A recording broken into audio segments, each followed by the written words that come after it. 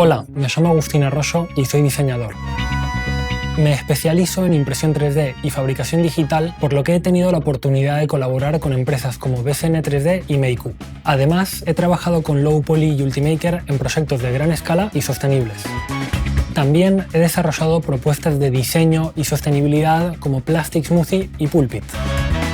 La impresión 3D me permite ofrecer soluciones personalizadas, darle forma a casi cualquier idea y transformarla en un diseño único, pero sobre todo funcional.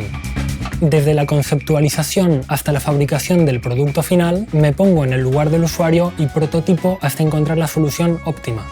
Así me concentro para afinar cada detalle de accesorios de escritorio, herramientas de cocina e incluso la miniatura de un perro.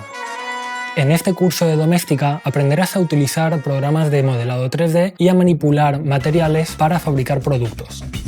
Como proyecto final, diseñarás e imprimirás en 3D un producto lleno de personalidad.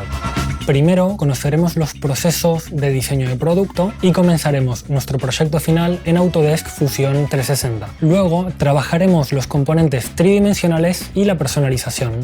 También veremos cómo preparar y exportar los archivos para su fabricación y elegiremos un material de impresión.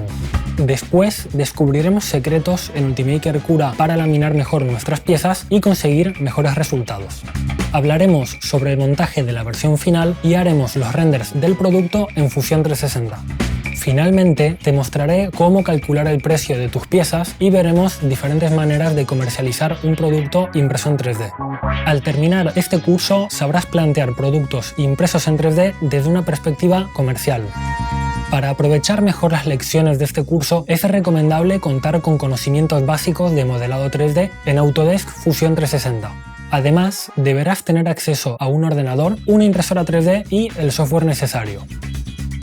Materializa tus ideas en productos impresos en 3 dimensiones.